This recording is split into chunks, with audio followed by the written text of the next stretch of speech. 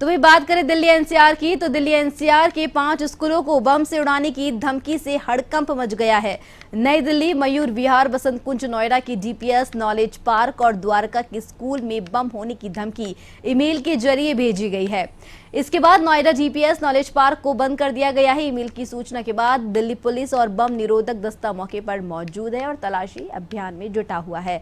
बम की सूचना के बाद स्कूल प्रशासन ने छात्रों को घर भेज दिया, जिससे किसी तरह की अनहोनी ना हो। इसके साथ साथ दिल्ली के पुष्प विहार में एमटी स्कूल, संस्कृति स्कूल भी ईमेल के जरिए धमकी के बाद खाली करा दिए गए हैं। दिल्ली पुलिस और बम निरोधक दस्ता मौके पर मौजूद है। धमकी के बाद स्कूलों में तलाशी अभियान चलाया जा रहा है। वहीं नोएडा के सभी डीपीएस स्कूलों में फोर्स भेजी गई है। सभी स्कूलों को पूरी तरह से खाली करा दिया गया है। सभी स्कूलों में बम निरोधक दस्ते और पुलिस की जांच के बाद डीसीपी सेंट्रल देवेश कुमार महला का कहना है कि हमने सभी स्कूलों की जांच कर ली है, कहीं कुछ नहीं मिला है, घबराने की जरूरत नहीं है। जल्द ही ईमेल भेजने वाले को हिरासत में ले लिया जाएगा।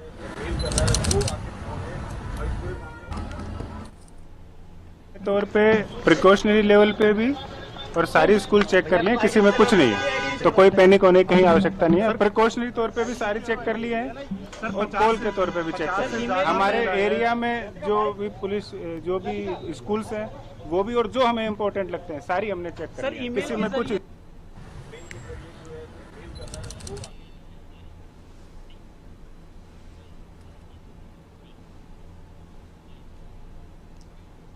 और वहीं ज्यादा जानकारी के लिए इस खबर पर हमारी संवाददाता सौम्या मिश्रा हमारे साथ जुड़ चुकी है। सौम्या, दिल्ली एनसीआर में 5 स्कूलों को बम से उड़ाने की धमकी जो ईमेल के जरिए दी गई थी, जिसके बाद ये जो है झूठी अफवाह मानी जा रही है, क्या कुछ जानकारी आपके पास है? जी हाँ, मैं आपको बता दूं कि 5 नहीं बल्कि 11 स्कूल को जो है ये पूरा धमकी भरा मेल जो है वो दिया गया है और एक ही मेल को रिपीट करके अलग अलग टाइम पे इन स्कूलों को भेजा गया। लगभग सुबह में ये जो मेल है ये इन सभी स्कूलों को भेजा गया है। वो द्वारका में डीपीएस स्कूल और रोहिणी की बात कर ले, रोहिणी में भी डीपीएस स्कूल को भेजा गया है।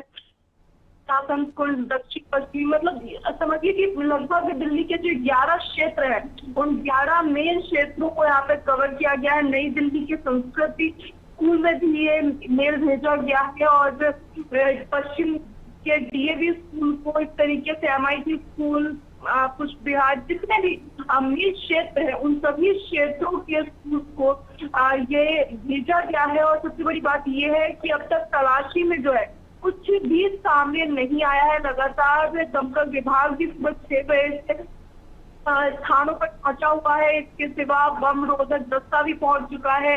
दमकल की गाड़ियां लगातार जो है मौके पर पहुंची भी है। पुलिस विभाग जांच में लगा हुआ है, मगर तलाशी में अब तक कहीं से भी कुछ भी सामने नहीं आया है।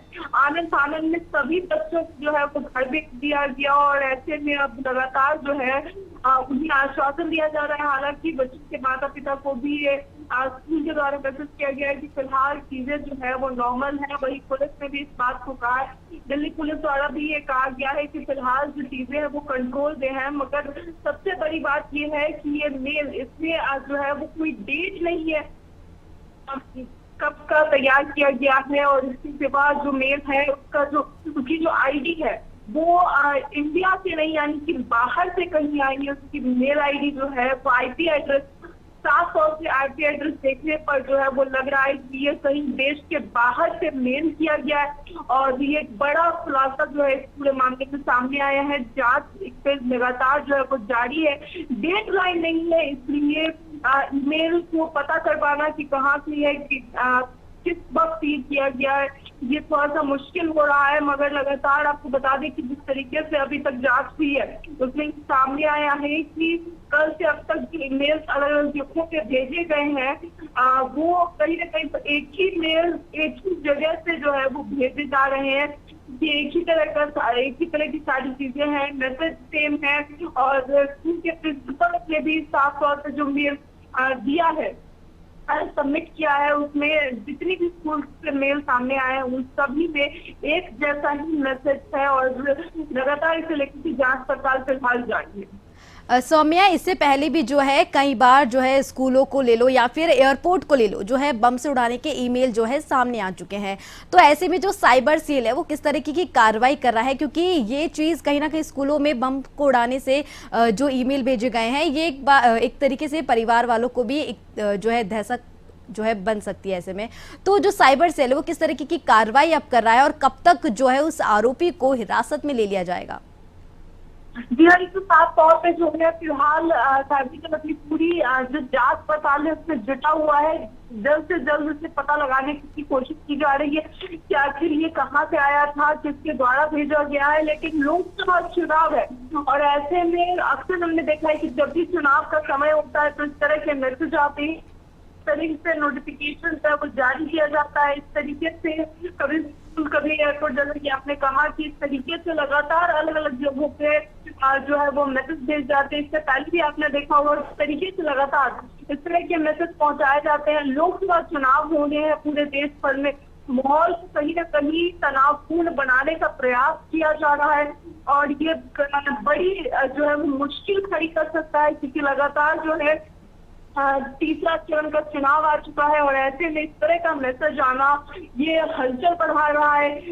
राजधानी दिल्ली में जो है वो 25 तारीख को चुनाव होने हैं, 25 मई को, और उससे पहले जो जितने भी बड़े स्कूल हैं उनमें इस तरह से नोटिस जारी होना, इस तरह से मेल आना, ये तो बहुत बड़ी बात है कि इससे फिलहाल अब तक जांच से कुछ पता भी नहीं चल पाया है, क्योंकि तो जितनी जल्द से जल्द वो क्राइम टीम इसका साइबर सेल इसका पता लगाने का प्रयास कर रही है। लेकिन सवाल ये है कि इस तरह से लगातार जो है वो सिक्योरिटी ब्रीच कैसे हो जाता है, किस तरीके से जो है ये मेल इस तरह के भेजे जाते हैं, मैसेज भेज, यहाँ पर किसी भी तरह की लगाम अब तक नहीं लग पाई है।